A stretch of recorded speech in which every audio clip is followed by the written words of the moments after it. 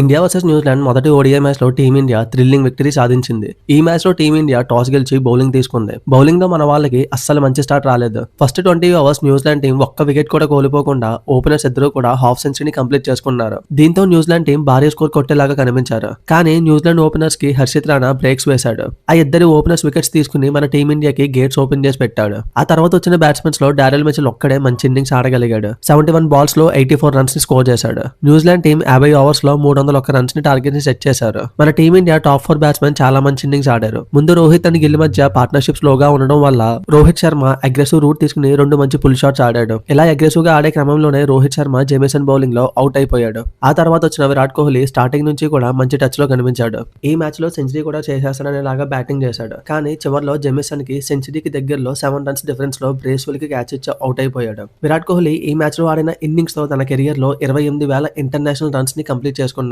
అది కూడా అందరికన్నా ఫాస్ట్ గా ఈ రికార్డ్ ని చేరుకున్నాడు. మన కెప్టెన్ శుభ్మన్ గిల్ విషయానికి వస్తే స్టార్టింగ్ లో చాలా టైం తీసుకున్నాడు. కానీ రోహిత్ అండ్ విరాట్ బ్యాటింగ్ వల్ల గిల్ మీద ప్రెజర్ తగ్గడంతో గిల్ కూడా మంచి షాట్స్ ఆడి చాలా ఇన్నింగ్స్ తర్వాత ఈ మ్యాచ్ లో హాఫ్ సెంచరీ స్కోర్ చేశాడు. 71 బాల్స్ లో 56 రన్స్ ని స్కోర్ చేశాడు. మన vice captain Shreyas Iyer injury నుంచి కోలుకుని వచ్చిన తర్వాత న్యూజిలాండ్ మీద తనకు ఉన్న మంచి రికార్డ్ ని ఈ మ్యాచ్ లో కూడా కంటిన్యూ చేశాడు. 47 బాల్స్ లో 49 రన్స్ ని స్కోర్ చేశాడు. అయ్యర్ అవుట్ అయ్యాక హర్షిత్ రాణా వచ్చి మంచి క్యామియో ఇన్నింగ్స్ ఆడాడు. మరోపక్క మన క్లాసీ రాహుల్ మరొక వికెట్ పడితే స్పెషలిస్ట్ బ్యాట్స్మెన్ లేకపోవడంతో రాహుల్ లాస్ట్ వరకు క్రీజ్ లో ఉండి తన స్టైల్లో 2 4లు అండ్ 1 6 తో మ్యాచ్ ని కంప్లీట్ చేశాడు. ఈ 3 మ్యాచ్ల ఓడిఐ సిరీస్ లో మన వాళ్ళు 1-0 తో లీడ్ లో ఉన్నారు. ఈ సిరీస్ లో రెండో మ్యాచ్ 14వ తారీఖున బుధవారం జరుగుతుంది.